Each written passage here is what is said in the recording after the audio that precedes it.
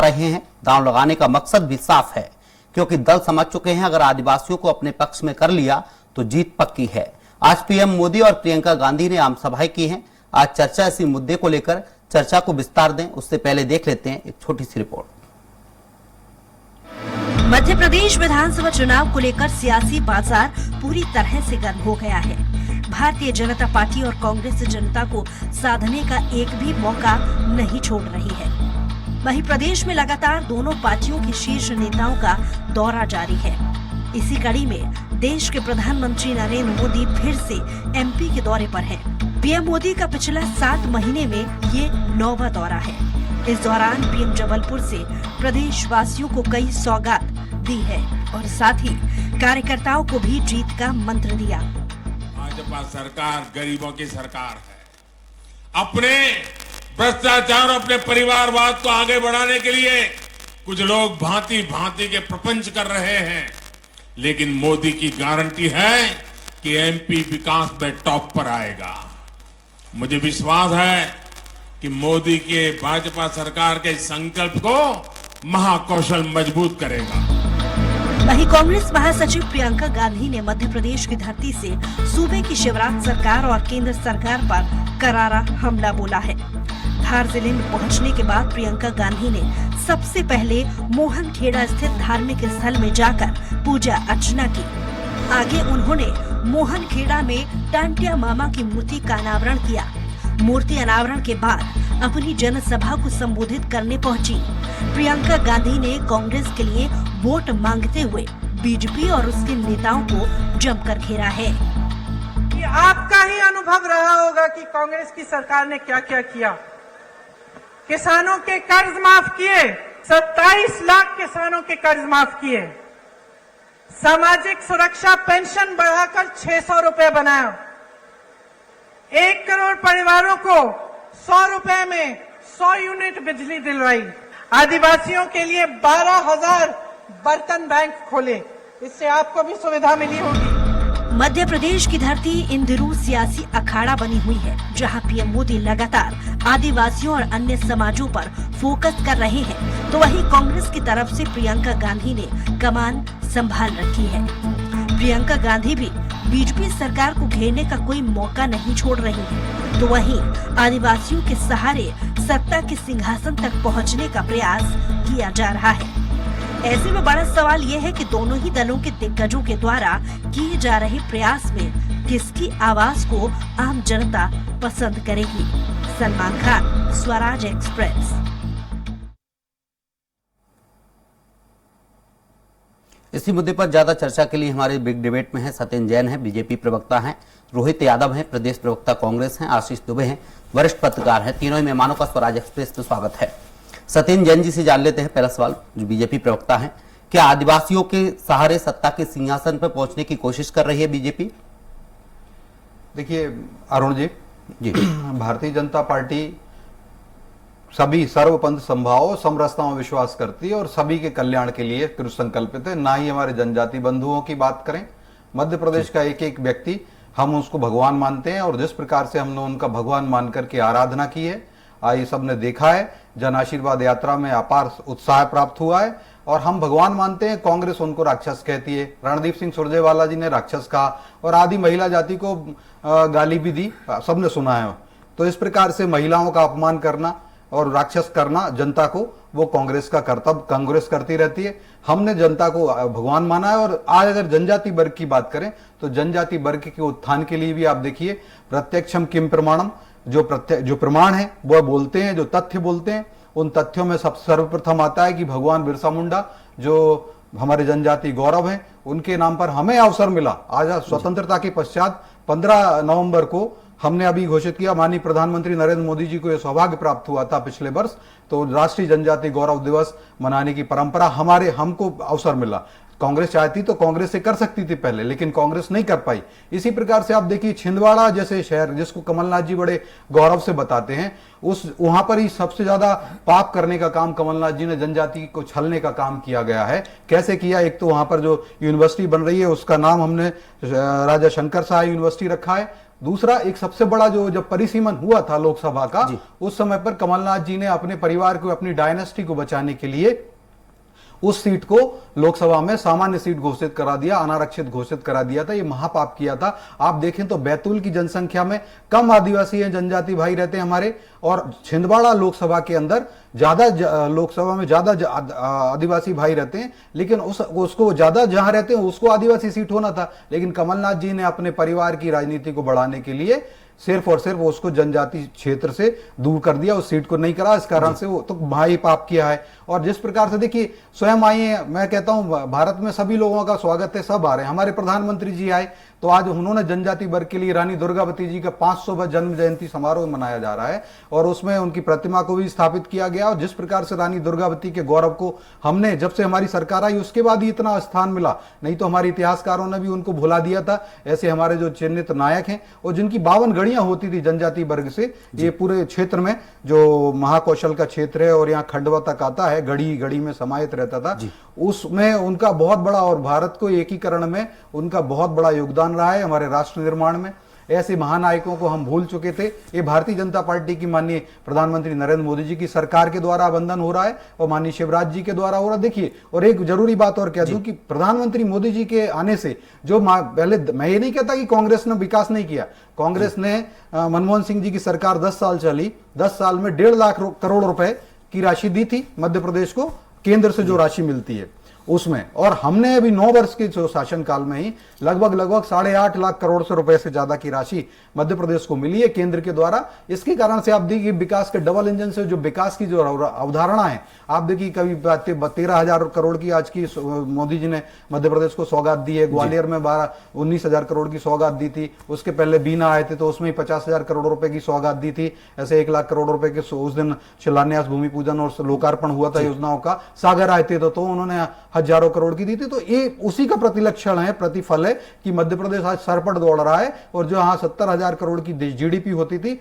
आज 14 लाख करोड़ के ज्यादा की जीडीपी हो गई। ये सारा भारतीय जनता पार्टी की 20 वर्षों की तपस्या का प्रतिफल है, और एक गरीब कल्याण का जो हमने काम किया था, ये उसके कारण है। रिपोर्ट कार्ड है, ये हमारी तपस्या। देखिए, इसमें डेटा है, अगर हम कोई भी अगर डेटा गलत प्रकाशित करते हैं तो कोई भी कोर्ट में जा सकता है और हमारे ऊपर केस भी हो सकता है, लेकिन हमने दिया, माननीय गृह मंत्री जी ने दिया था ये, और कांग्रेस देखिए 15 महीने में भी काट की हांडी चढ़ाती रही, और जनता ने देख लिया। जाते जाते कमलनाथ जी ने खुद, केंद्रीय मंत्री अमित शाह जी ने कहा 65,000 करोड़ रुपए का मोबाइल घोटाला कर दिया आंगनबाड़ी के साथ में, और हजारों लाखों करोड़ के घोटाले 15 महीने में वो करके गए थे। जनजाति वर्ग के साथ भी बहुत कुठाराघात किया था। रोहित यादव है, कांग्रेस प्रवक्ता है। रोहित जी, बीजेपी कह रही है कि जो घोटाले हुए हैं कांग्रेस के शासन में हुए, हमारे प्रधानमंत्री आते हैं, कोई ना कोई घोषणा करके जाते हैं, और जनता के लिए विकास जो किया जा रहा है बीजेपी सरकार में किया जा रहा है, आज एमपी विकास की राह पर दौड़ रहा है। देखिए, सबसे पहली बात मैं भाजपा प्रवक्ता की हिम्मत की दाद देता हूं कि एनसीआरबी के 2020 के आंकड़े आने के बावजूद जो इसी सरकार ने दिए हैं, उसमें आदिवासी अत्याचार के मामले में नंबर 1 पे है हमारा क्षेत्र, जी है ना। हमारा मध्य प्रदेश जो है वो नंबर 1 पे आदिवासी अत्याचार के मामले में। उसके बावजूद भी अगर कोई डिबेट करने आता है तो ये हिम्मत की बात है, अपने आप में बहुत एप्रिसिएशन की बात मैं कहता हूँ। कुछ आंकड़े आपके सामने रख रहा हूँ, उन्होंने काफी सारे आंकड़े रखे हैं। भाजपा बहुत सारी सांकेतिक राजनीति करती है। आंकड़ों के पहले एक बात और बता दूं, ये कैसे भगवान मानते हैं और कैसा ये सद्भाव रखते हैं कि अपने भगवान के ऊपर मूत्र विसर्जन करते हैं। अब कुछ आंकड़े देता हूं यहाँ पे क्या पराकाष्ठा कर दी है इन्होंने अत्याचार की। 18/9/2023 अनूपपुर में आदिवासी के 2 आदिवासी का एक्सीडेंट होता है, उसमें दूसरे एक आदिवासी की मृत्यु हो जाती है, दूसरा आदिवासी बदहवास हो जाता है। जो बचा हुआ आदिवासी रहता है वो जब बदहवास हालत में रहता है तो भाजपा के जिलाध्यक्ष मिश्रा जी चप्पलों से पीट रहे होते हैं। मार्च 2023 में मऊ में गैंग रेप और हत्या होती है, विरोध दर्ज कराने गए लोगों पर फायरिंग और आंसू गैस के गोले छोड़े जाते हैं। हरदा में पिता पुत्र एक आदिवासी युवक को 2 फरवरी 2023 को पीट कर हत्या कर दी जाती है। आरोपी ने युवक को टैंकर से बांधकर खींचा जाता है, उसके बाद भी उसकी मृत्यु हो जाती है और कुछ नहीं होता। 10/8/2022 वन विभाग द्वारा विदिशा जिले के लटेरी में कार्रवाई में आदिवासी 32 वर्षीय युवक की मौत हो जाती है। जुलाई 22 में गुना में बामोरी इलाके में आदिवासी महिला को जिंदा जलाने की कोशिश होती है।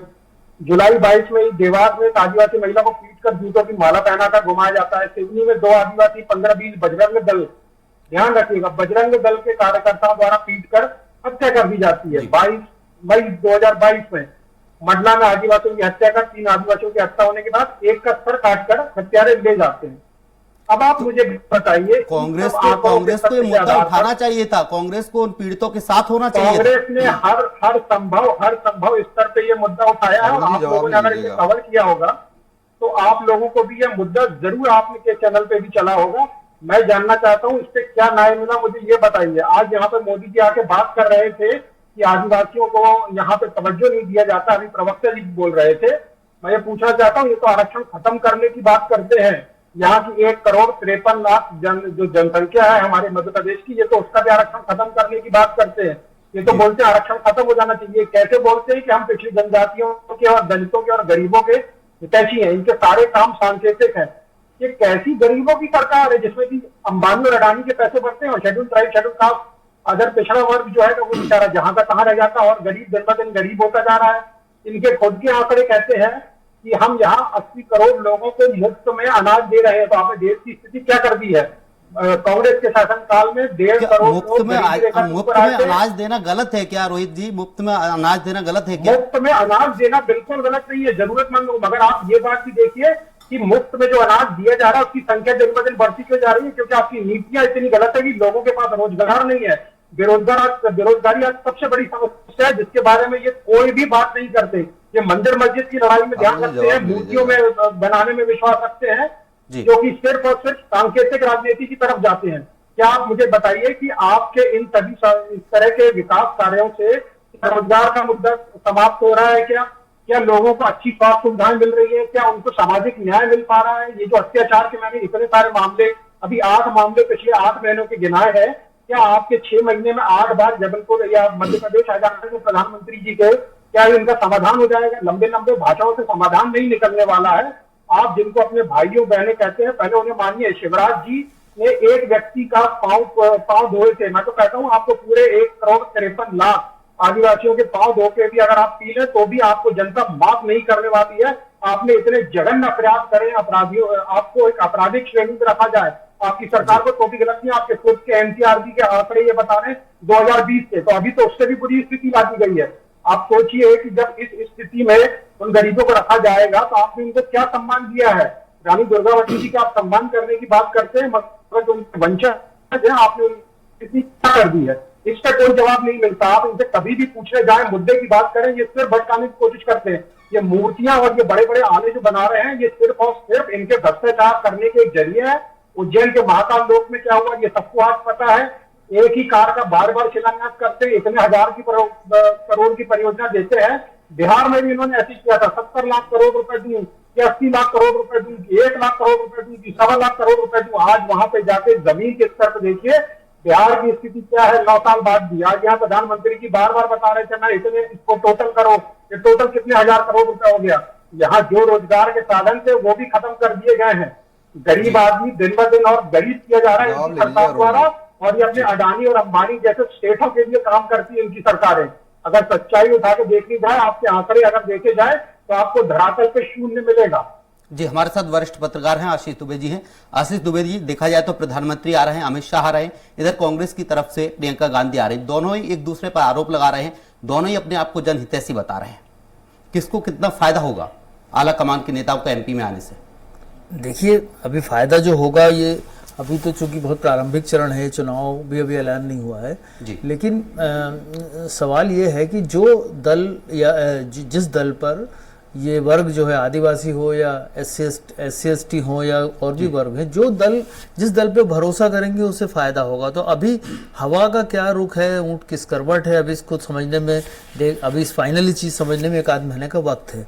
लेकिन ये बात सही है कि आदिवासी वोट के लिए, आदिवासियों के समर्थन के लिए, चुनावी समर्थन के लिए दोनों दल जो है बहुत ज़्यादा प्रयासरत हैं।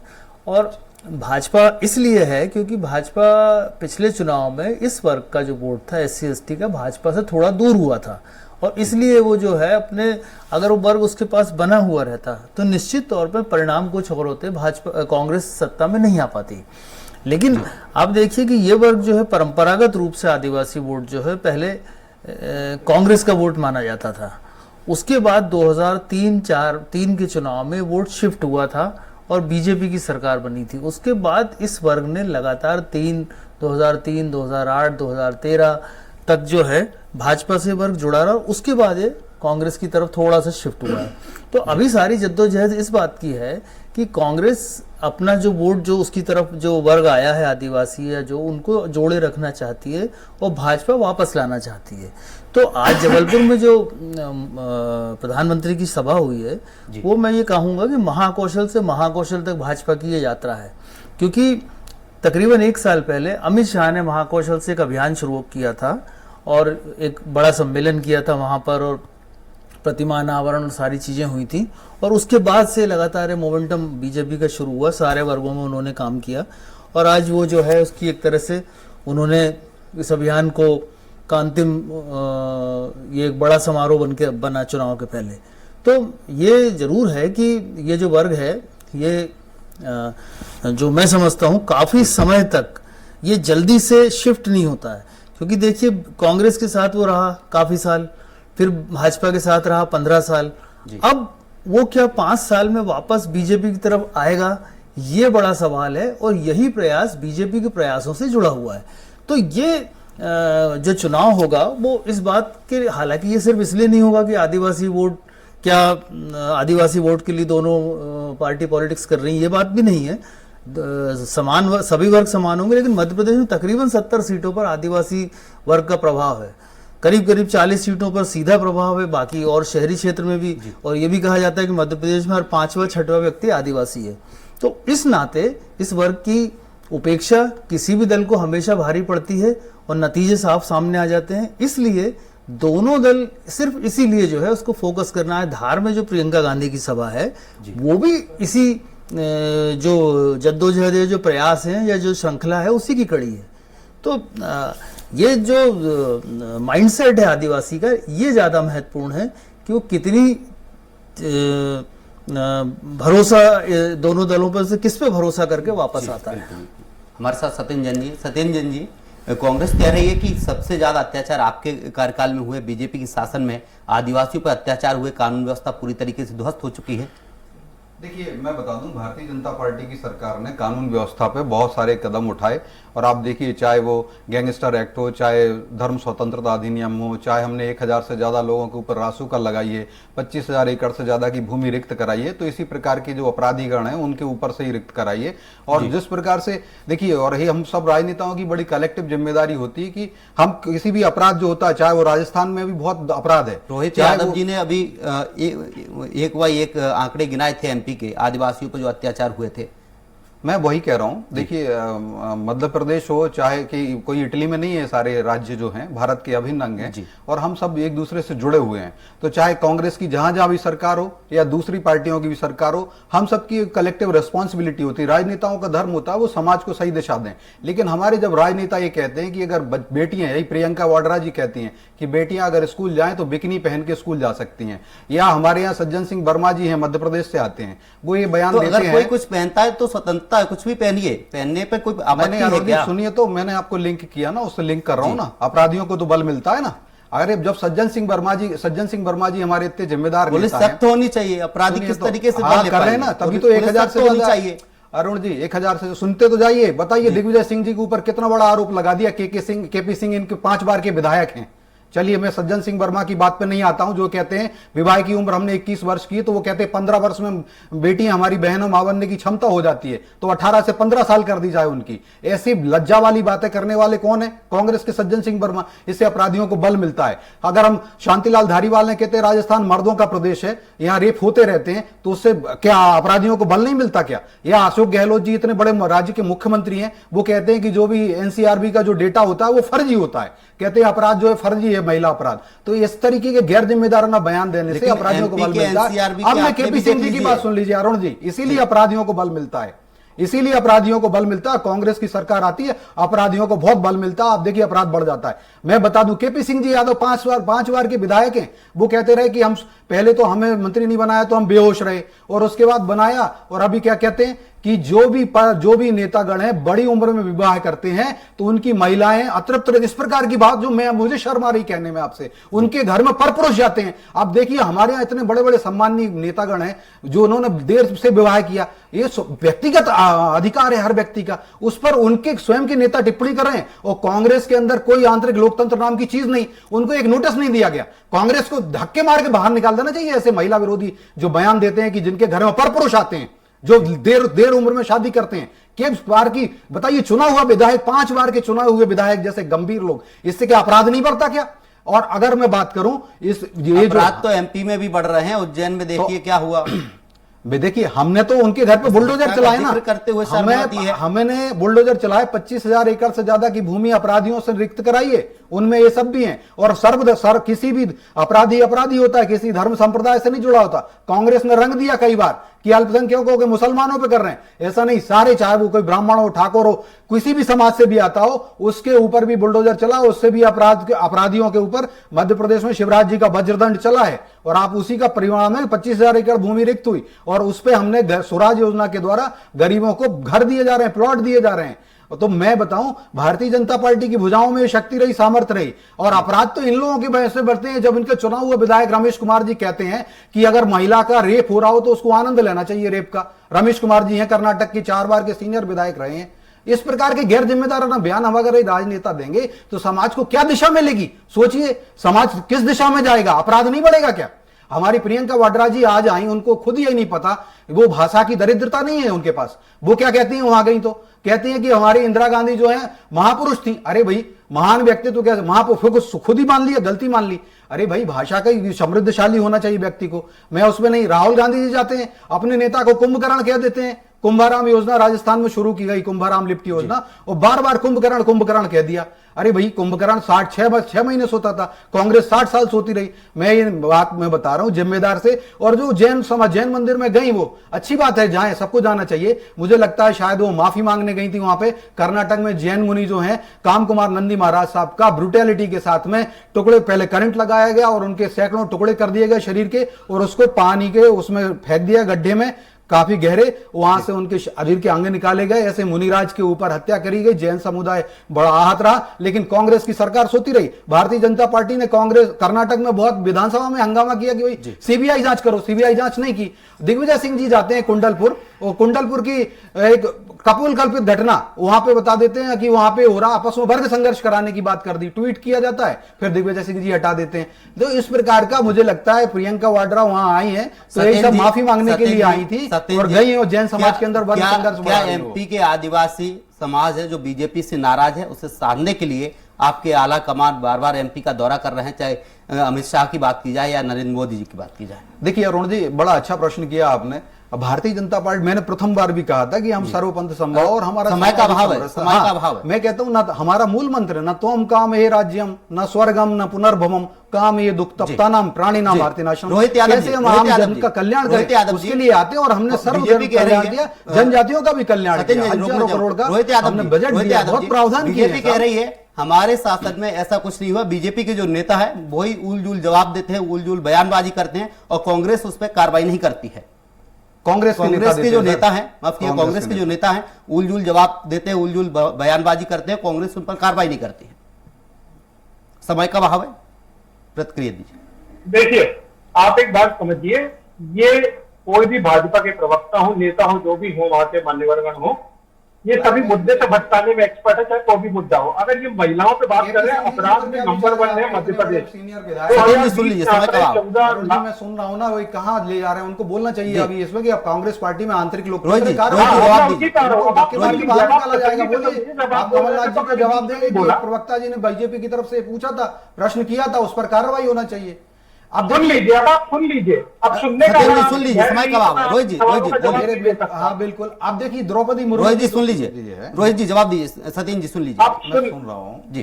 बोलिए रोहित जी। प्रश्न इधर की बात कर रहे हैं, करते हैं, अगर मोदी जी आदिवासियों के मणिपुर में क्यों नहीं चले जाते हैं? मणिपुर में जब एक महिला को नग्न करके घुमाया जाता है उसके जननांगों में हाथ डाला जाता है, उसके साथ एक सामूहिक राजस्थान में भी बलात्कार महिला वरिष्ठ पत्रकार हमारे साथ आशीष दुबे जी आशीष दुबे जी आप दोनों ही मेहमानों को रोकना चाहूंगा, सत्येंद्र जी, रोहित यादव जी, आप दोनों को रोकना चाहूंगा। आशीष दुबे जी कोई भी नेता देखा जाए करता उस पर कार्रवाई करवाइए। क्या मैं इस कहता हूं, वक्त हाथ जोड़ के आदिवासी समाज नाराज है? सभी राजनेताओं को अगर आप में सुनने का धैर्य नहीं है तब सुनने की क्षमता भाजपा में वैसे भी नहीं है। सत्येंद्र सुन आप दोनों ही मेहमानों को रोकना चाहूंगा, आप दोनों ही मेहमानों को रोकना चाहूंगा। सत्येंद्र जी अब समय का अभाव है, आप रुक जाइए। रोहित यादव जी आपको भी रोकना चाहूंगा। आशीष दुबे जी हमारे साथ, आशीष दुबे जी देखा जाए क्या आदिवासी वर्ग नाराज है बीजेपी से, इसलिए बीजेपी उसको साधने के लिए हर संभव प्रयास कर रही है। उनके ऊपर आशीष दुबे काम किया था, समय का अभाव। आशीष दुबे नहीं, देखिए ये तो जाहिर सी बात है ना, पिछले चुनाव नतीजे बताते ही हैं कि परिस्थितियां क्या हैं, तो ये तो बात सही है। लेकिन सवाल ये है कि अगर आप आदिवासी वर्ग की बात कर रहे हैं तो सवाल है कि आदिवासी वोट खींचने के लिए दोनों ही दलों के पास बड़ा चेहरा नहीं है। ऐसा चेहरा नहीं है जो सीधे आदिवासी वोटों पर या आदिवासी क्षेत्रों पर असर हो। कांग्रेस के पास लगातार आदिवासियों पर घटनाएं जो हुई थी सामने भी आई, हाँ आई हैं, वो कानून व्यवस्था से जुड़े मसले हैं जो दुर्भाग्यपूर्ण भी हैं और सरकार ने उस पर कार्रवाई जरूर की है। लेकिन होना ये चाहिए कि इस तरह के एनसीआरबी के डेटा भी उस तरह की बातों की पुष्टि करते हैं, लेकिन ये चीजें इस पे अंकुश होना चाहिए। और ऐसे वक्त में जो मध्य प्रदेश की जो राजनीतिक परिस्थितियां हैं वो कुछ दूसरे किस्म की परिस्थितियां हैं। चुनाव का समय है और 5 साल में 2 सरकारें आई हैं, एक जनादेश से आई है और एक फिर दूसरी नाटकीय परिस्थितियों में वापस आई है। तो इन सारी परिस्थितियों को देखते हुए और खासतौर पर जो वर्ग वोटों के लिए राजनीति के लिए महत्वपूर्ण है उस पर दोनों की संवेदनशीलता भी होनी चाहिए साथ साथ। सिर्फ वो वोट और उस तरह से नहीं होता कि उस वर्ग को आगे ले आए तो कोई बड़ी चीज हो जाएगी, वो उससे नहीं है। वो सामाजिक जो संतुलन है या सामाजिक जो समरसता है उसके हिसाब से भी इस वर्ग को देखा जाना चाहिए। इसलिए जो चुनाव है ये जो है, इसीलिए मैंने कहा था कि जो विश्वसनीय मानेगा जिस दल को, ये वर्ग या कोई सा भी वर्ग जिस दल को विश्वसनीय मानेगा ये उसकी तरफ समय का बहाव करवट लेगा।